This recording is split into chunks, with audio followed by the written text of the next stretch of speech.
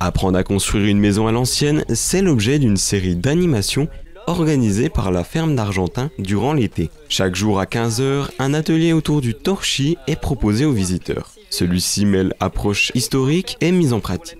Dans cette animation, le principe c'est d'expliquer l'évolution du paléolithique au néolithique et tout ça, avec du coup les hommes qui vont commencer à se sédentariser, à construire les maisons en dur et de ceci. Et donc on voit avec le public comment créer du torchis eux-mêmes et comment faire un mur en torchis pour pouvoir construire des maisons justement comme à l'époque. L'animation est ouverte à tous les publics sans limite d'âge.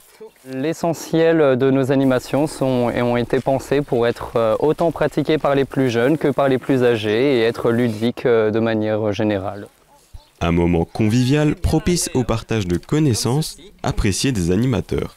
J'aime bien la relation avec le public, tout simplement, le fait d'apprendre des choses aux gens et de leur demander leurs connaissances, tout ceci, le fait de pratiquer avec le public directement pour construire le mur, ce côté un petit peu à la fois pédagogique et pratique.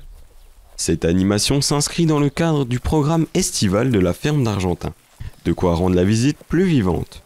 Quand on vient à la ferme d'Argentin, il y a effectivement une entrée payante et après toutes les personnes peuvent participer à n'importe laquelle des animations faites tout au long de la journée. Il y en aura le matin jusqu'au soir, jusqu'à la fermeture du site. Il y a des animations sur les animaux de la ferme. On va aussi retrouver des animations sur l'histoire telles que le torchis, les saguets aussi, voilà comment lancer une saguet, sur les légumes de la ferme. On a des contes aussi. Les animations gratuites sont encadrées par des aides animateurs. D'autres payantes et accessibles sur inscription complètent la programmation.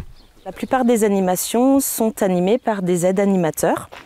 Voilà, les animateurs encadrants vont plutôt proposer des animations pour les groupes, les scolaires, les centres de loisirs, des ateliers aussi. Il y aura des ateliers durant l'été où il va falloir s'inscrire.